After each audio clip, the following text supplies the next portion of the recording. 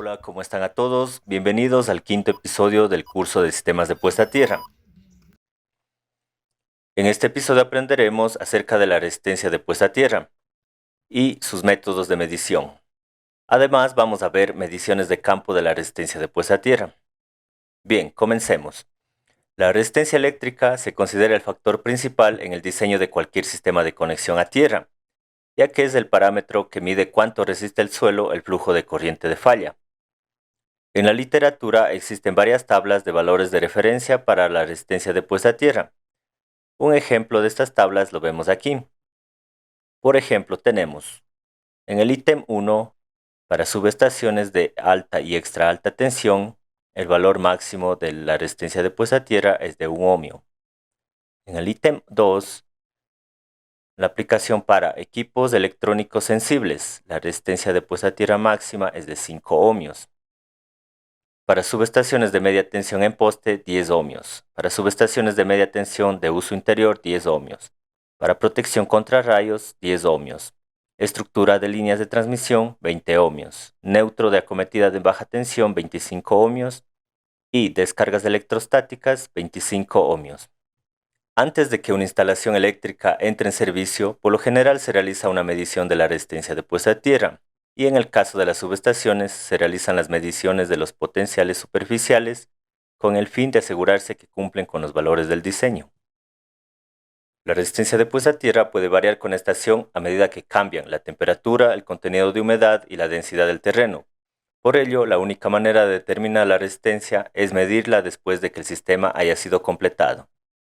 Los principios que se usan para la medición de la resistencia de puesta a tierra son básicamente los mismos que los utilizados para medir otros tipos de resistencias eléctricas. Los diversos métodos disponibles hacen uso de sondas auxiliares, además del electrodo sometido a ensayo. En cuanto a los métodos de la resistencia de puesta a tierra, tenemos como referencia el estándar IEEE 81, en donde podemos observar diferentes métodos de medición de la resistencia de puesta a tierra. Entre ellos, los más comunes son método de 2 puntos, método de caída de potencial y método de abrazadera. También para el método de impulsión tenemos la normativa EN 62305. Entonces, comencemos con el método de 2 puntos. En el método de 2 puntos, la resistencia a tierra del sistema se mide en serie con el electrodo auxiliar, el cual debe tener una resistencia despreciable en comparación con la resistencia del sistema de prueba. Entonces, el valor medido representa la resistencia a tierra del sistema de prueba. Por lo general, una aplicación de este método es medir la resistencia del sistema de puesta a tierra de prueba con respecto a una casa residencial cercana. Siendo así, se puede seleccionar el electrodo auxiliar de dos maneras. Uno, con elementos metálicos. Los elementos metálicos que se encuentran bajo tierra, como las tuberías que suministran agua, pueden presentar una resistencia de alrededor de 1 ohmio, mientras que la resistencia de un sistema de puesta a tierra de una residencia se presume deberá ser 25 ohmios, siendo mucho mayor que la resistencia del electrodo auxiliar. En la imagen vemos el método de 2 puntos utilizando un electrodo auxiliar mediante un telurómetro.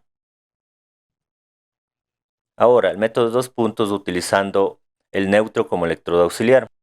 Es posible realizar la medición de tierra con el método de 2 puntos utilizando como electrodo auxiliar el conductor de neutro de la compañía de suministro, conectando directamente en la toma de corriente o del cuadro de alimentación. Por lo tanto, la medida puede ser realizada directamente en la toma de corriente entre el neutro y la tierra. En la imagen vemos la medida de la resistencia de tierra a 2 puntos desde el cuadro de alimentación. El método de 2 puntos, sin embargo, está expuesto a errores en su aplicación, como los que se mencionan a continuación. Si la tubería que funciona como electrodo auxiliar está demasiado cerca al sistema de tierra de prueba, la resistencia mutua entre los dos puede ser una fuente de error. Si la resistencia de puesta a tierra del sistema de prueba está en el rango de la resistencia del electrodo auxiliar. Sin embargo, este método es una herramienta útil donde no es posible utilizar el método de caída de potencial, por ejemplo, en el centro histórico. Bien, ahora vamos a ver el método de caída de potencial. El método de caída de potencial implica pasar una corriente entre la malla de tierra G y una pica de corriente CP, y luego medir el voltaje entre G y una pica de potencial PP. La pica de potencial normalmente se coloca en la misma dirección que la pica de corriente, pero se puede colocar en la dirección opuesta como vemos en la siguiente gráfica. Normalmente en la práctica se utiliza la primera configuración. Bien, la distancia X que vemos aquí entre G y PP a menudo es del 62% de la distancia de la sonda de corriente CP. Para minimizar las influencias interelectrodo debido a las resistencias mutuas, la pica de corriente se coloca a una distancia D, que por lo general es al menos 5 veces la longitud de la varilla. Aquí vemos la longitud de la varilla es LR, entonces la distancia D sería 5 por LR. O 5 veces la diagonal máxima del sistema puesto a tierra bajo prueba. Bien, si tenemos una malla, como la que vemos aquí, una rectangular, la diagonal máxima sería L, por lo tanto la distancia D es igual a 5 por L. Mientras que la distancia X para la pica de potencial comúnmente se toma el 62% de la distancia D, llamado también la regla del 62%. Cabe mencionar que para aplicar la regla del 62%, el terreno tiene que ser bastante uniforme y la varilla no debe tener conexiones externas. Bien, a continuación vamos a ver unos ejemplos de la medición de la resistencia de puesta a tierra con el método de caída de potencial, utilizando un telurómetro. En la figura inferior se ve el esquema de conexión con el telurómetro. En primera instancia tenemos un terreno de resistividad 12.4 ohmios metro. En aquel terreno se coloca una varilla de 1.8 metros de longitud. Entonces, para realizar la medición de la resistencia de puesta a tierra con el método de caída de potencial, se realiza lo siguiente. Tenemos aquí la distancia de la sonda de corriente o la distancia D, la distancia de la sonda de potencial, que está al 62% de la distancia D, y la resistencia de puesta a tierra medida. Bien, entonces colocamos la sonda de corriente a 25 metros. Ahora colocamos la sonda de potencial al 62%, que sería 15.5 metros. Y procedemos a medir la resistencia de puesta a tierra, obteniendo 7.2 ohmios. Ahora podemos realizar una segunda medición a diferentes distancias de la sonda de potencial y la sonda de corriente, como vemos a continuación. Ahora colocamos la sonda de corriente a 20 metros y la sonda de potencial al 62%, que sería 12.4 metros, obteniendo una resistencia de puesta a tierra de 7.23 ohmios. Y podemos hacer otra medición a diferentes distancias. La sonda de corriente a 15 metros y la sonda de potencial a 9.3 metros, obteniendo una resistencia de puesta a tierra de 7.22 ohmios. Como vemos, todas las mediciones se correlacionan. Podemos entonces realizar un promedio de la medición, obteniendo una resistencia de puesta a tierra de esta configuración de 7.22 ohmios.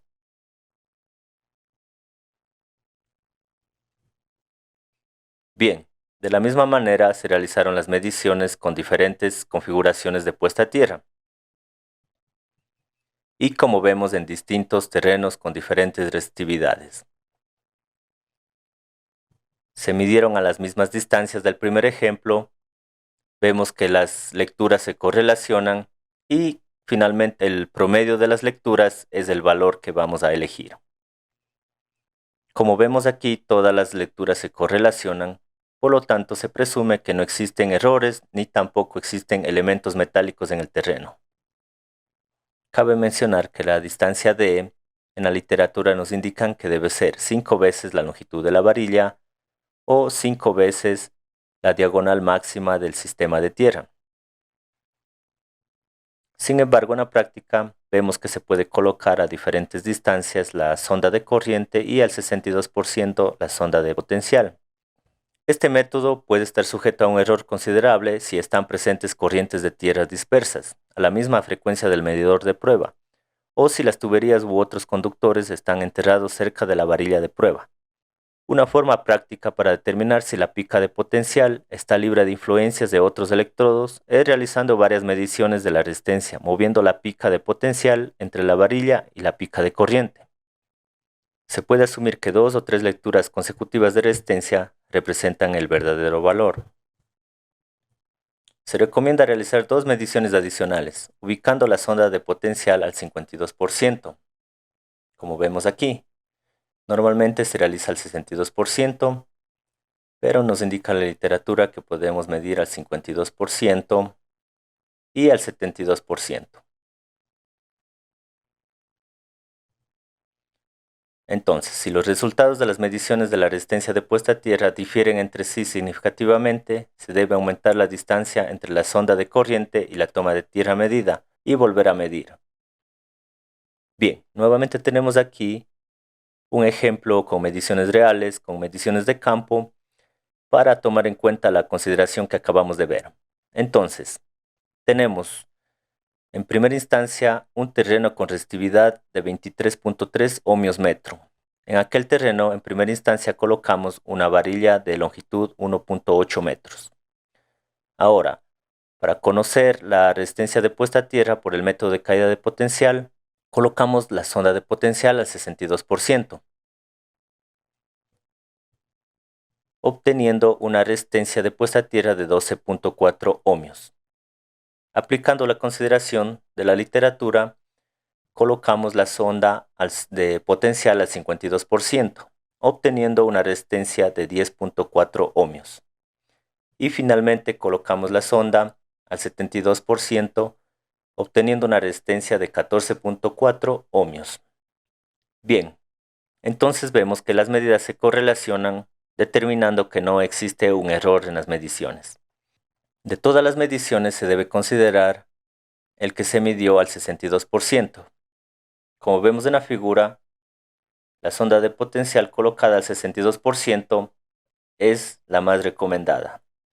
A medida que se aumenta el porcentaje, la resistencia de puesta a tierra tiende a aumentar, tal como vemos aquí. Y a medida que disminuye este porcentaje, la resistencia de puesta a tierra disminuirá, tal como vemos aquí en el ejemplo. De la misma manera se realizan las mediciones de la resistencia de puesta a tierra para una configuración de 2 varillas, de 3 varillas en línea y de 3 varillas en forma triangular.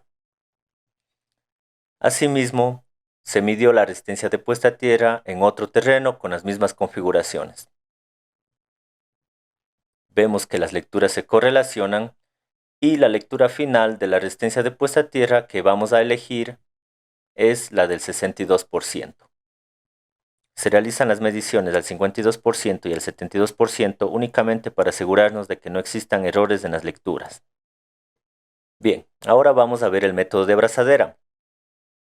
Aquí tenemos el principio de funcionamiento. No lo vamos a revisar detalladamente ya que solamente vamos a ver lo básico de este método. Sin embargo, les dejo la teoría acerca del principio de funcionamiento y las limitaciones de este método. Comencemos entonces. Las figuras muestran un ejemplo práctico de donde el método de abrazadera es altamente efectivo en situaciones con múltiples tierras en paralelo o con el electrodo de tierra probado conectado a un segundo electrodo de muy baja resistencia, por ejemplo, un sistema de puesta a tierra muy grande. La aplicación es una tierra paralela interconectada, como una línea de distribución o transmisión. El sistema neutral completa el retorno. Cuantos más retornos, menor es la contribución de elementos extraños a la lectura y, por lo tanto, mayor es la precisión. Incluso un elemento malo de alta resistencia, entre muchos retornos de baja resistencia, no es suficiente para generar un error en la medición. Pero, si los retornos son pocos o todos los elementos son altos, es decir, de alta resistencia, entonces el error puede ser grande. Este método no se puede utilizar en terrenos aislados, ya que no hay una ruta de retorno, por lo que no es aplicable para las comprobaciones de instalación o la puesta en marcha de nuevos sitios. La ventaja principal del método de abrazadera es que es rápido y fácil, puesto que no hay que introducir ninguna sonda auxiliar en la tierra ni desconectar la varilla de tierra del sistema. El método de abrazadera también incluye la unión y la resistencia de conexión general del sistema, y puede medir la corriente de fuga que fluye a través del sistema. Esta información no está disponible en una prueba de método de caída de potencial. Este método mide solo el electrodo de tierra, no la unión del sistema. Bien, aquí vemos que a través de este método no se puede medir la resistencia de puesta a tierra en una torre celular debido a que las puestas a tierra en la base están interconectadas. Este método mide únicamente las puestas a tierra individuales. Bien, ahora vamos a ver el método de impulsión, que simula la caída de un rayo o de una descarga atmosférica. De igual manera, les dejo aquí la teoría acerca de este método. Para la medición por este método se puede observar el siguiente esquema del telurómetro. Generalmente los telurómetros no presentan este método de medición. Sin embargo, hay un telurómetro que mide la resistencia de puesta a tierra por el método de impulso en 3 formas de impulso, como lo vemos aquí. Bien, no vamos a entrar en detalles de este método, pero si es necesario, pues realizaré una presentación acerca del mismo, con medidas reales como lo he presentado de los otros métodos. Bien, aquí como un resumen, los métodos más comunes de medición son el método de caída de potencial y el método de abrazadera. En cuanto al método de caída de potencial, se realiza la medición con el sistema desconectado. Debe tener precaución de que el sistema no está conectado porque puede dañar el equipo de medición. En cuanto al método de abrazadera, se realiza la medición con el sistema conectado. En caso de que realice la medición con el sistema desconectado, el equipo no sufrirá daños, sin embargo, la medición será errónea. Obtendrá una lectura muy elevada del valor real. Bien, aquí tenemos de igual manera unas mediciones reales o mediciones de campo realizadas en un terreno de resistividad de 23.3 ohmios metro. En el mismo se realizaron las diferentes medidas de resistencia de puesta a tierra, con el método de caída de potencial al 62%, que es el ideal, y para comprobar que no existan errores al 52% y al 72%. Asimismo, con el método de abrazadera, vemos que las medidas se correlacionan entre sí. No son exactamente iguales, pero vemos que el error no es significativo. Es de aproximadamente 1 ohmio. También tenemos lecturas del método de impulsión en las 3 vertientes que permite el telurómetro. En cuanto a la configuración de la malla de puesta a tierra, aún no hemos tratado acerca del tema. Esto debido a que está ligada directamente con el cálculo de la resistencia de puesta a tierra que veremos en el próximo episodio. Asimismo, aquí tenemos valores reales con mediciones de campo en un terreno de resistividad de 194.37 ohmios metro. Se mide con los diferentes métodos de medición de la resistencia de puesta a tierra y nuevamente aquí las configuraciones no lo detallamos en este episodio, pero en los próximos episodios. Bien, ahora un resumen de lo que hemos visto hasta el momento. La resistividad del suelo se mide con un telurómetro, idealmente con el método Wenner. Se recomienda medir en diferentes direcciones y en diferentes separaciones entre picas. Se procesan los datos, se organizan los datos, como vemos en la tabla. Posteriormente, para analizar estos datos y realizar el modelamiento del terreno, obteniendo un solo valor de resistividad del suelo. Ahora hemos visto acerca de la resistencia de puesta a tierra y sus métodos de medición. En los próximos capítulos veremos la formulación para las distintas configuraciones de las mallas de puesta a tierra. Para más información acerca de los métodos de la medición de la resistencia de puesta a tierra puede consultar el estándar IEEE 81, la sección 8.2. Bien, a continuación veremos la medición de la resistencia de puesta a tierra a través del método de caída de potencial. Bien, en primera instancia tenemos un terreno de resistividad de 25 ohmios metro. Colocamos una varilla de longitud de 1.8 metros. La resistencia calculada para esta configuración en determinado terreno es de 12.83 ohmios. Ahora, para conocer la resistencia de puesta a tierra medida, vamos a utilizar el método de caída de potencial. Como vemos, tenemos dos esquemas. Un esquema de la normativa IEEE 81 y el otro esquema es del manual del telurómetro. Bien, entonces comencemos. En primera instancia, vamos a colocar la sonda de corriente, como vemos en el esquema, a una distancia de 20 metros.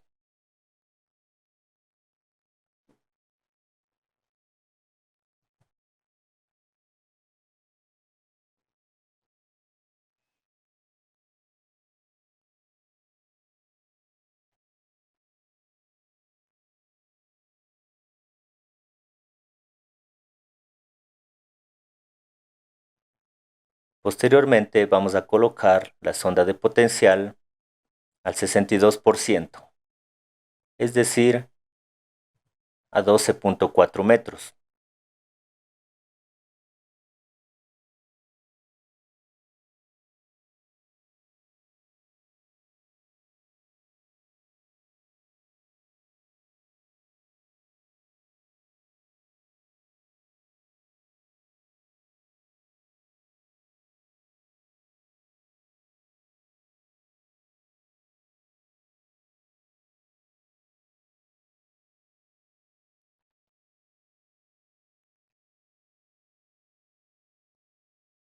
Bien, ahora vamos a conectar la sonda azul del telurómetro al electrodo de puesta a tierra.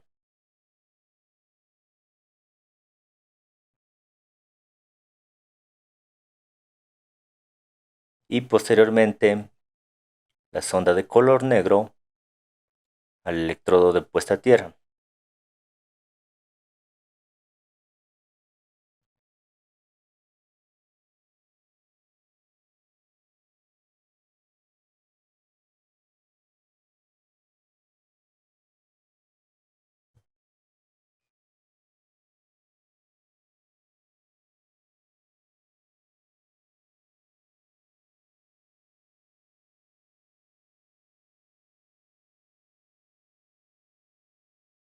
En este caso, colocamos en el telurómetro en 4P, que es el método de caída de potencial. Procedemos a medir la resistencia de puesta a tierra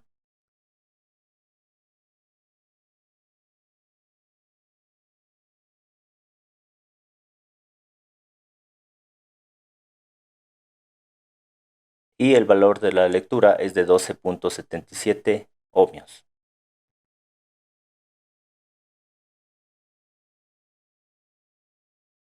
En este caso, este telurómetro tiene GPS, además un banco de memoria en el cual procedemos a guardar la lectura.